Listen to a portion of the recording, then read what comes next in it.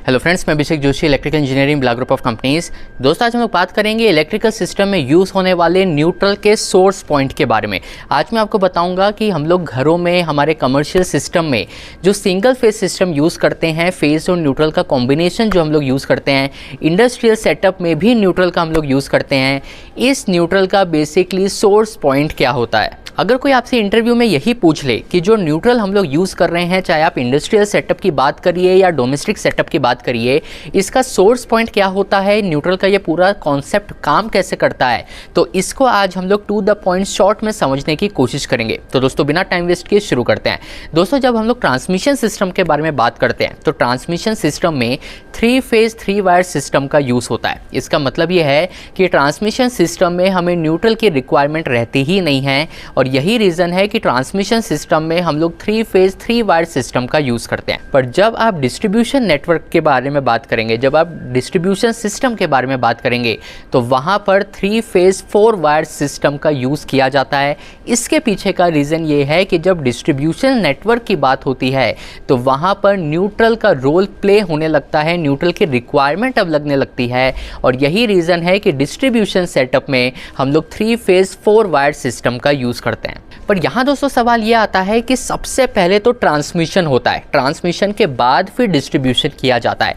तो जब ट्रांसमिशन में 3 फेज 3 वायर सिस्टम का यूज़ कर रहे थे, तो उसी ट्रांसमिशन को जब हम लोग डिस्ट्रीब्यूट करेंगे तो यहाँ पर 4 वायर सिस्टम अचानक से कहाँ आ जाता है, ये जो 4th वायर न्यूट्रल है ये कहाँ से एडअप हो जाता है। तो दोस्तों, सबसे पहले हम लोग डोमेस्टिक या जो कमर्शियल सेटअप होता है उसके बारे में बात कर लेते हैं। देखिए, जब भी आप किसी सोसाइटी में रहते हैं, जब भी आप किसी घरों के बाहर देखते हैं, तो वहाँ पर आपको एच पोल टाइप ट्रांसफार्मर्स देखने को मिलते हैं। ये जो एच पोल टाइप ट्रांसफार्मर्स होते हैं, बेसिकली इसमें 11 kV को 415 वोल्ट पे स्टेप डाउन किया जाता है, या तो फिर 33 kV को 415 वोल्ट में स्टेप डाउन किया जाता है। आपका जो प्राइमरी वोल्टेज है ये अलग हो सकता है, लेकिन बेसिक इसका कॉन्सेप्ट ये है कि आपका जो ट्रांसमिशन वोल्टेज है उसको आपको डिस्ट्रीब्यूशन वोल्टेज में स्टेप डाउन करना है। ये चीज़ होती है आपके एच पोल टाइप ट्रांसफार्मर में। तो जब आप किसी ट्रांसमिशन वोल्टेज को, एक एग्जांपल के तौर पे जब आप 11 kV को डिस्ट्रीब्यूशन वोल्टेज यानी कि 415 वोल्ट में स्टेप डाउन कर लेते हो, तो ये वो सोर्स पॉइंट होता है जहाँ से आपके न्यूट्रल की शुरुआत होती है। ये जो एच पोल टाइप ट्रांसफार्मर्स होते हैं, इसके सेकेंडरी साइड में जब आपको 415 वोल्ट मिलता है, तो इस 415 वोल्ट के साथ आप एक न्यूट्रल ले लेते हो, और उस 415 वोल्ट और न्यूट्रल को फिर आप सर्कुलेट करते हो आपके डिस्ट्रीब्यूशन नेटवर्क में। फिर जब आपको सिंगल फेज सिस्टम लेना होता है तो 415 वोल्ट को हम 230 वोल्ट में स्टेप डाउन करते हैं, और फिर एक फेज और न्यूट्रल का कॉम्बिनेशन यूज़ करते हुए आप सप्लाई को डिस्ट्रीब्यूट करते हो। लेकिन आपका ये जो एच पोल टाइप ट्रांसफार्मर होता है, इसका जो सेकेंडरी साइड है ये स्टार कनेक्टेड होता है, क्योंकि आपके माइंड में सवाल आ रहा होगा कि जब आप एच पोल टाइप ट्रांसफार्मर में ट्रांसमिशन वोल्टेज को डिस्ट्रीब्यूशन वोल्टेज में स्टेप डाउन कर रहे हो, जब आप 11 kV या 33 kV को 415 वोल्ट में स्टेप डाउन कर रहे हो, तो सेकेंडरी में 415 वोल्ट में न्यूट्रल अचानक से कहाँ से आ गया। ये इसलिए आया क्योंकि आपका जो ट्रांसफार्मर का कॉन्फ़िगरेशन है ये डेल्टा स्टार कॉन्फ़िगरेशन होता है, यानी कि आपके ट्रांसफार्मर का जो सेकेंडरी साइड है वहाँ मुझे न्यूट्रल की रिक्वायरमेंट रहती है, इसलिए ट्रांसफार्मर के सेकेंडरी में मैं स्टार कॉन्फ़िगरेशन को यूज़ करता हूँ।